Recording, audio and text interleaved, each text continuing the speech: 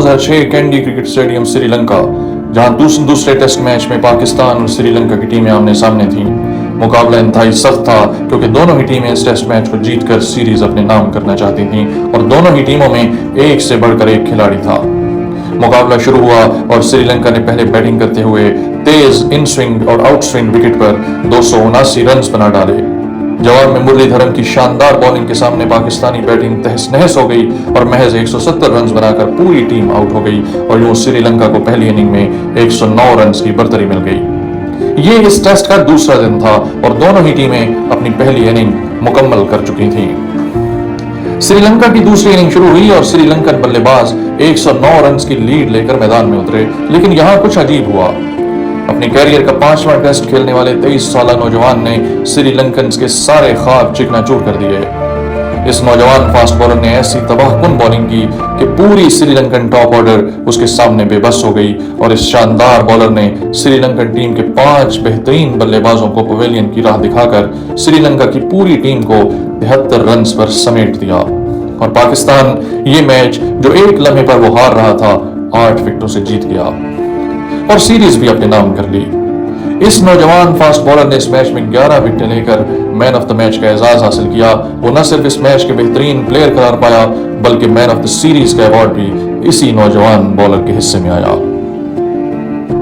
नाजरीन, इस fast bowler का नाम था मोहम्मद आसिफ, पाकिस्तान की सरजमीन का एक और दरख्शां सितारा और तेज गेंदबाज जिसने आते ही इंटरनेशनल क्रिकेट में अपनी धूम मचा दी थी और दुनिया क्रिकेट के तमाम बल्लेबाजों के लिए एक डरावना ख्वाब बनकर उभरा था।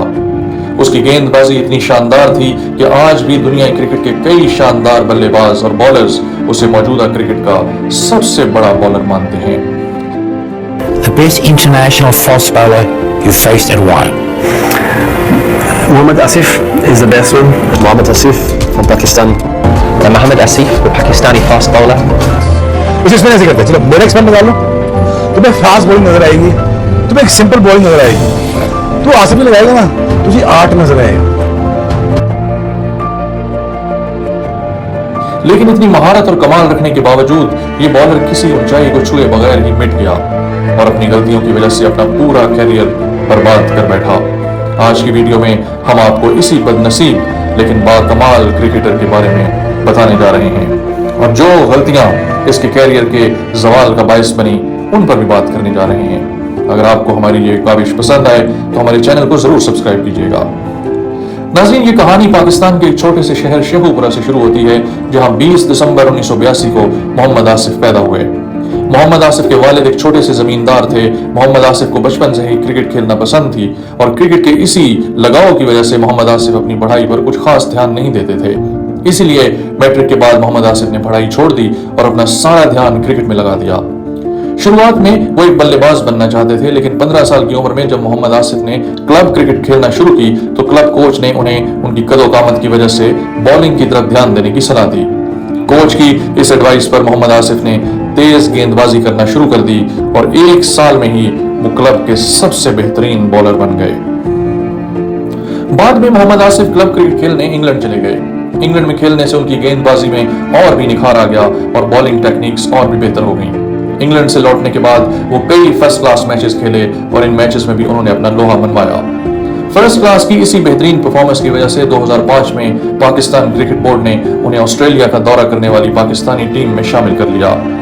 2 जनवरी 2005 को मोहम्मद आसिफ ने सिडनी क्रिकेट ग्राउंड पर अपना डेब्यू किया, लेकिन इस पहले मैच में मोहम्मद आसिफ कोई विकेट भी हासिल न कर सके और पाकिस्तान ये मैच भी हार गया।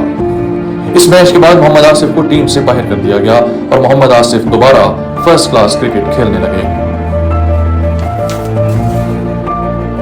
फर्स्ट क्लास के दौरान मोहम्मद आसिफ ने अपनी कमजोरियों को दूर करने के लिए काम किया और अपनी बेहतरीन परफॉर्मेंस की बिना पर वो दोबारा इंटरनेशनल क्रिकेट के लिए अपनी राह हमवार करने में कामयाब हो गए। दिसंबर 2005 में इंग्लैंड की टीम ने पाकिस्तान का दौरा किया और मोहम्मद आसिफ को रावलपिंडी में दोबारा मौका दिया गया। ये मोहम्मद आसिफ का पहला वनडे मैच था। इस मैच में मोहम्मद आसिफ ने उम्दा बॉलिंग की और 2 विकेटें हासिल की। फिर आता है 2006 जब Indian cricket team Rahul Dravid की कप्तानी में पाकिस्तान का दौरा करती है, जहां कराची टेस्ट मैच में पहली बार मोहम्मद आसिफ की जादुई बॉलिंग का पूरी दुनिया ने नजारा देखा। इस टेस्ट मैच में मोहम्मद आसिफ ने जिस अंदाज में भारतीय बल्लेबाजों के खिलाफ बॉलिंग की और उन्हें पवेलियन की राह दिखाई, वो क्रिकेट के चाहने वालों और खुसूसन पाकिस्तानी लोगों के लिए एक शानदार लम्हा था। मोहम्मद आसिफ ने अपनी शानदार बॉलिंग से इस टेस्ट मैच में भारतीय बैटिंग की कमर तोड़ दी और मैच में 7 खिलाड़ियों को आउट किया और पाकिस्तान की जीत में अहम किरदार अदा किया। मोहम्मद आसिफ की शानदार बॉलिंग के सामने वीवीएस लक्ष्मण, राहुल द्रविड़ और सचिन तेंदुलकर जैसे बाकमाल बैट्समैन भी बेबस नजर आए। ऐसे बाकमाल बल्लेबाजों को आउट करने से मोहम्मद आसिफ को एक खास एतमाद मिला और यही एतमाद लिए मोहम्मद आसिफ श्रीलंका के दौरे पर पहुंचे और यहां भी उन्होंने अपनी कमाल बॉलिंग से अपनी टीम की जीत में अपना अहम किरदार अदा किया। अगस्त 2006 में अपने पहले T20 मैच में इंग्लैंड के खिलाफ भी उनकी इस शानदार गेंदबाजी का जादू बरकरार रहा।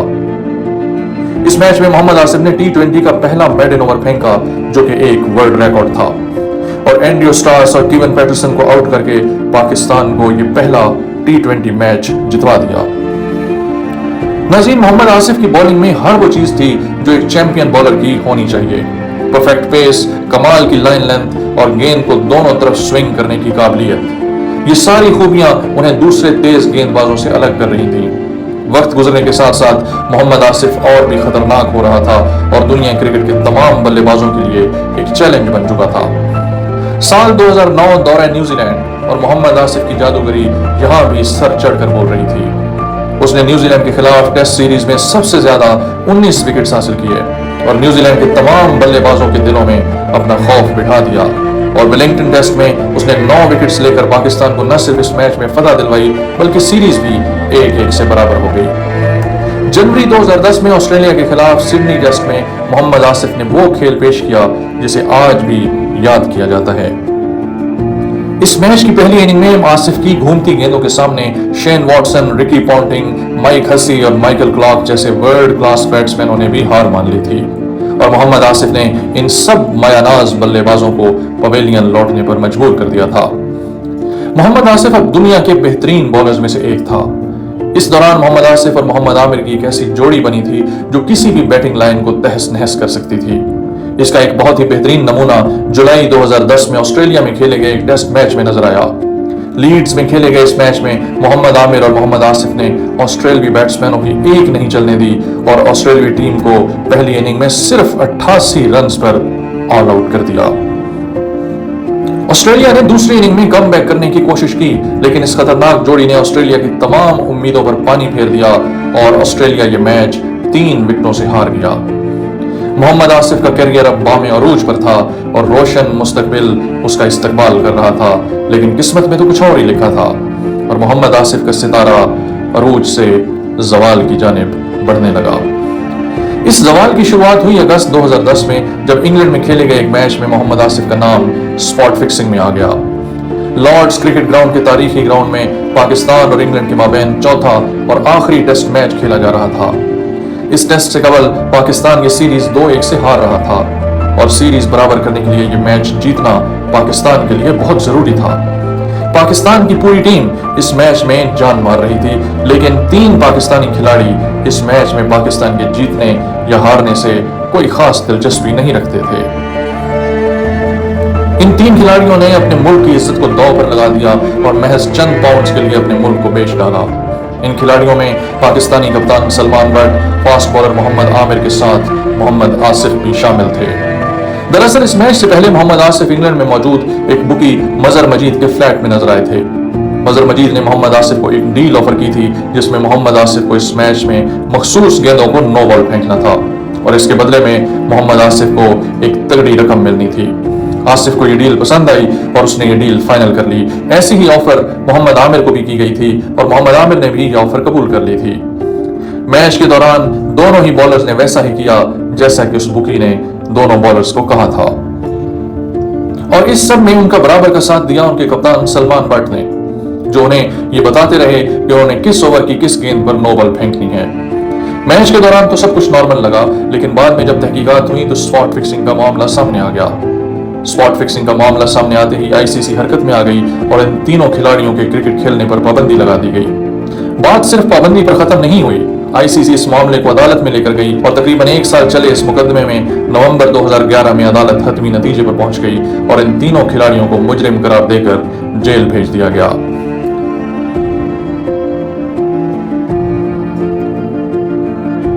नाज़रीन, ये पहला मौका नहीं था जब मोहम्मद आसिफ किसी इल्जाम में पकड़े गए थे। इससे पहले अक्टूबर 2006 में उन्हें परफॉर्मेंस बढ़ाने वाली ड्रग्स की वजह से पीसीबी ने 1 साल के लिए बैन किया था। इसके अलावा जून 2008 में दुबई इंटरनेशनल एयरपोर्ट पर भी मोहम्मद आसिफ ममनुआ ड्रग्स अपने पास रखने की वजह से पकड़े गए थे, जिसे बाद में पीसीबी की जमानत पर रफा दफा किया गया था। इसके अलावा भी कई मौके पर मोहम्मद आसिफ कंट्रोवर्सीज का शिकार हुए, जैसा कि शोएब अख्तर के साथ ड्रेसिंग रूम में लड़ाई और आईपीएल 2008 में स्टीरॉयड का इस्तेमाल। हालांकि इन तमाम कंट्रोवर्सीज के बावजूद मोहम्मद आसिफ क्रिकेट में वापसी करते रहे, लेकिन 2010 के स्पॉट फिक्सिंग केस के बाद मोहम्मद आसिफ इंटरनेशनल क्रिकेट में कभी भी वापस नहीं आ सके और यूं एक इंतहाई बाकमाल बॉलर जो आगे चलकर वसीम अकरम और वकार यूनुस जैसा अजीम बॉलर बन सकता था, रास्ते की धूल में कहीं गुम हो गया। नाज़रीन, अगर आपको हमारी ये काविश पसंद आई हो तो हमारे चैनल को जरूर सब्सक्राइब कीजिएगा।